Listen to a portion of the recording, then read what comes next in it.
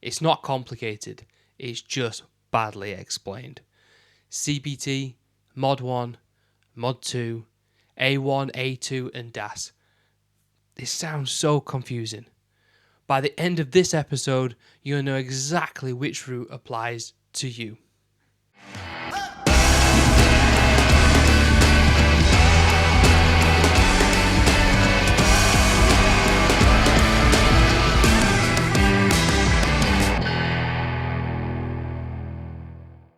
So welcome back to Talks and Tales. This week, I'm going to talk about how you get your motorcycle license and the different steps to actually getting it. So the key here to remember is that everyone, doesn't matter on your age, your experience, or what route you're going to go down, always starts with the CBT, compulsory basic training. You've got to think of the CBT. It isn't a license. It's like a permission to start your motorcycle journey. So minimum age is 16 and 17. A CBT is valid for 2 years. Then you'll have to redo your CBT if you haven't done your motorbike license by that point. When you're riding on a CBT only, you have to have L plates, front and rear, and no passengers are allowed, and you're not allowed on the motorway. Again, this is just a stepping stone. This isn't a finishing line. For me, there's a simple rule, and your age determines your route. So let's break this down very, very cleanly.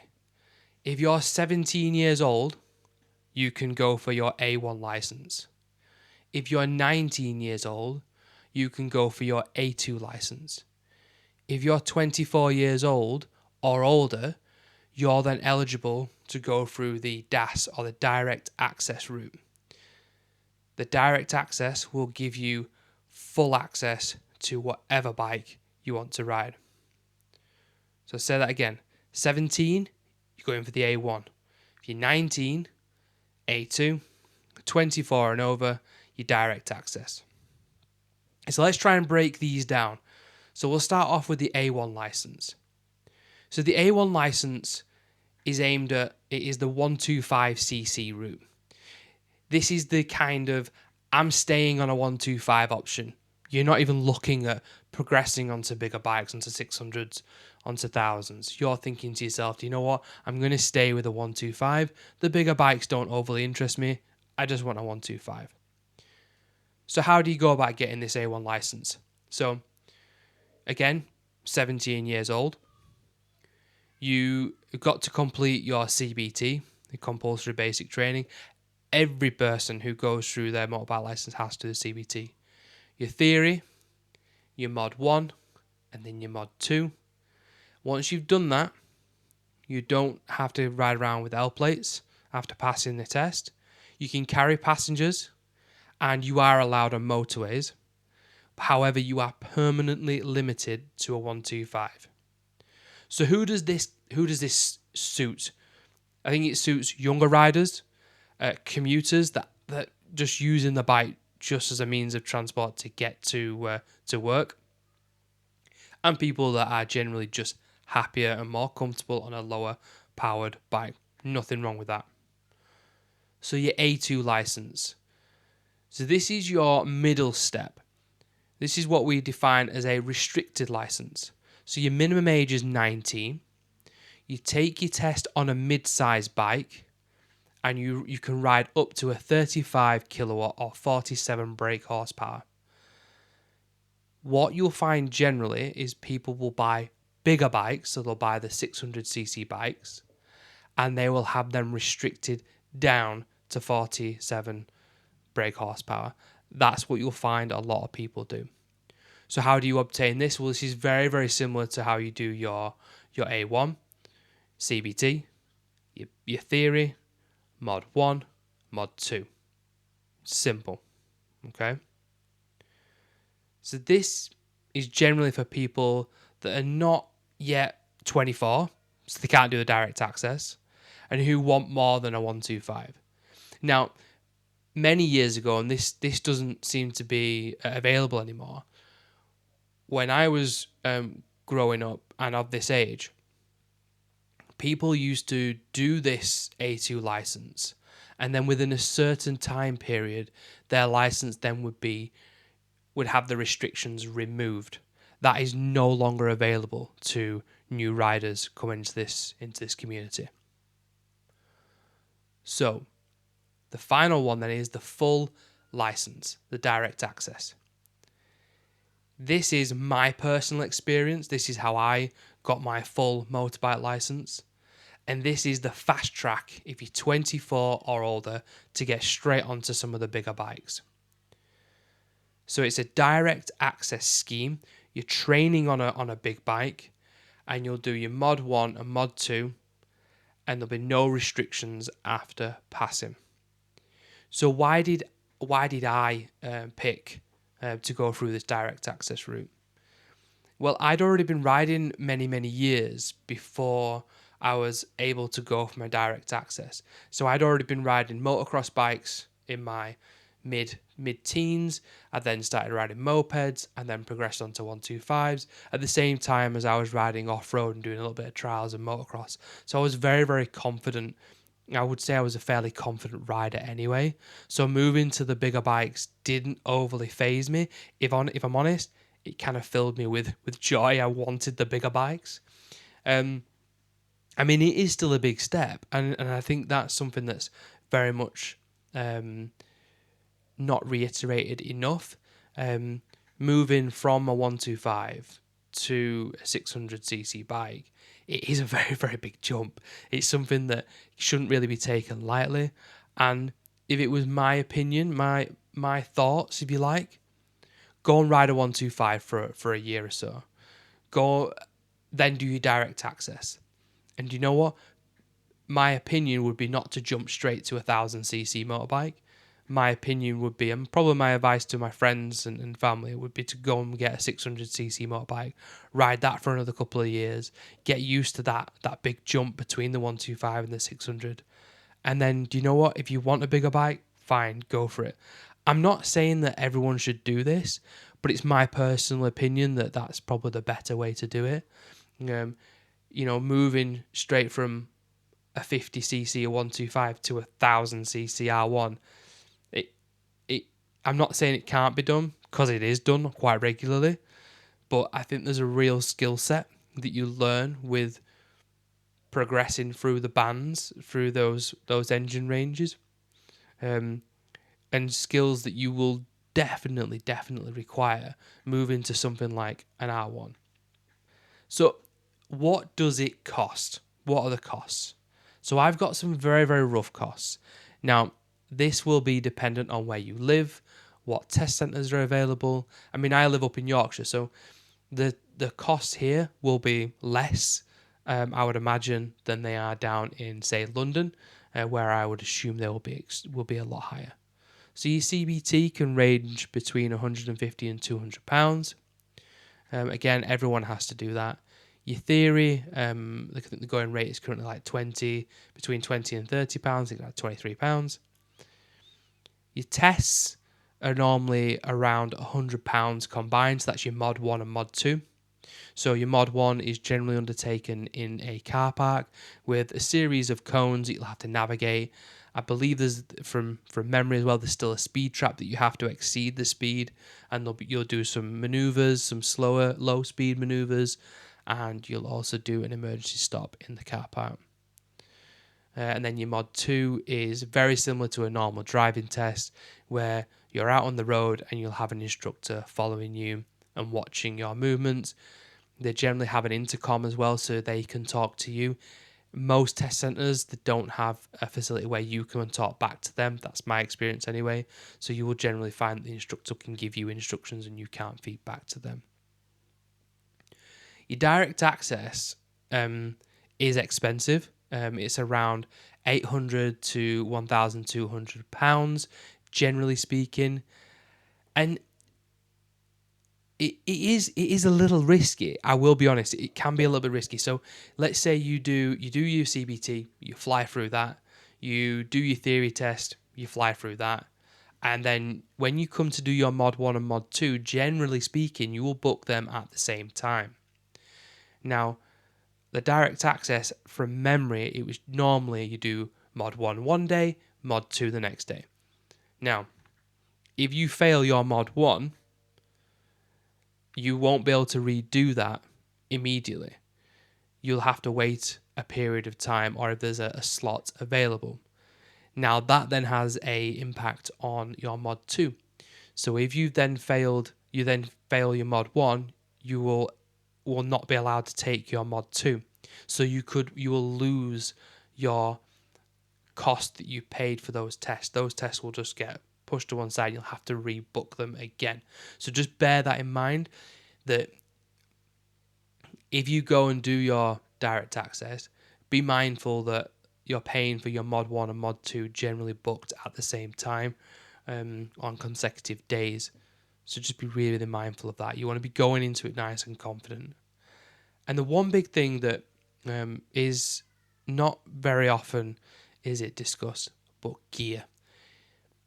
Motorbikes, you know what? You can buy a cheap motorbike. You can buy an old GSX R600, an old Bandit, for generally, can be around £1,000, £2,000. But the key here is that it's the equipment and the gear that you really, really should invest in as well. There's a saying, isn't there? You prepare for the slide, not the ride. And, leathers are expensive. Leather suits can be expensive. Even helmet alone. I've in the past, when I've been a bit tight on money, I've bought a cheap helmet for like £100, and they're not amazing helmets. They're really, really not. And one thing that they'll talk about on your CBT, is about buying equipment that is safe and it'll keep you safe. So buying decent gloves, buying some Kevlar jeans if you want to wear jeans. Don't wear just normal jeans because it's a nightmare to pull a denim out of an open wound. Buying a decent jacket that's armoured, with spine protection, with chest protection. And one thing that most people never talk about is ear protection, especially if you are riding, say, on a 125, even on a 125 and a motorway. If you're travelling at 70 miles an hour on a motorway with just a helmet on, I guarantee you that the wind noise, not the motorbike noise, the wind noise alone, rattling past your helmet, will be hitting 100 decibels. 100 decibels, even for 10-15 minutes, can do some permanent damage to your ears. Now, I'm only saying that from my own experience. I spent many years without any hearing protection riding up and down the A1, and I'm speaking from experience. I now have tinnitus in my ears, and I also have a little bit of hearing loss. So now I won't ride without hearing protection. And the one thing that's talked about as well is helmets, and understanding which helmets to go for. Make sure I actually had the sticker on before I showed you it. Otherwise, I'd be a bit embarrassed, wouldn't I? So, this is one of my helmets. It's a HJC. And on the back of it, you have a gold sticker, British Motorcycle Sport sticker. If you are watching on a video, you should be able to see the sticker on the back of the helmet now. And that's the kind of gold sticker that you're looking for. And that's just to let you know that this is a safe helmet. And if you ever want to do track days as well, I believe they won't let you on a track unless you've got a helmet with at least this gold sticker on. Just something to be bearing in mind. So gear isn't cheap. Motorcycling isn't cheap, but it is so much fun. So some of the common mistakes, if you like, is that most people will overthink it, especially when they're riding and they're quite nervous anyway, is overthinking it and listening to like the friends rather than the instructors, or even just comparing yourself to others. I think that's a big one, and I think it's something that we do a lot, especially in the motorcycle industry, and especially when you're at motorbike meets, and the general thing of, oh, look at that guy's chicken strips, he can't ride. But yeah, don't go comparing yourself to other people. People can ride their own ride. And the other thing as well is don't rush your mod 1. You know, mod 1 is it can be tricky. I remember I passed the mod 1 first time. I passed my mod 2 first time as well. However, when I did my mod 1, I went round. You go round a bend, and then they put like a little tiny chicane in, and they put the little chicane in immediately after a speed trap. And the speed, I can't remember the speed limits off the top of my head, but you have to exceed the speed through the speed trap, and then you've got to immediately go around like a chicane, a really quite tight chicane. And what that's supposed to resemble is that you're going along the road and someone pulls out from a side road. So they're trying to make sure that you can maneuver the bike at a reasonable pace to keep yourself safe. Now I remember you get, I think, 1 or 2 attempts, get a couple of attempts, and I went through it the first time and I didn't hit the speed. They said I was too slow. So then I went the second time and I just thought, you know what, balls to the wall, I'm just going to go for it. And flew through the speed trap, which just made the chicane a little bit trickier. And then immediately then they stick the hand up and make you do an emergency stop. And it was in winter when I did my mod 1 and my mod 2. I don't know why I chose to do it in December. And it was wet, slushy. There was even a little bit of ice on the ground. And I applied the brakes, and I felt the rear wheel lock up, and my head, I just went, "Oh my god, I've now flunked this mod 1." But I let go of the brake and then reapplied, and then didn't lock it up the second time. And I remember just sat on the bike and I'd stopped, just like shaking my head. And the examiner came and was like, "It's okay. I saw you let go of the brake and then reapply. That's absolutely fine. Well done, passed." So yeah, just try not to overthink things. And the other thing to I think is really, really important. And if anyone is ever saying to me, how do I kind of improve my like low speed control?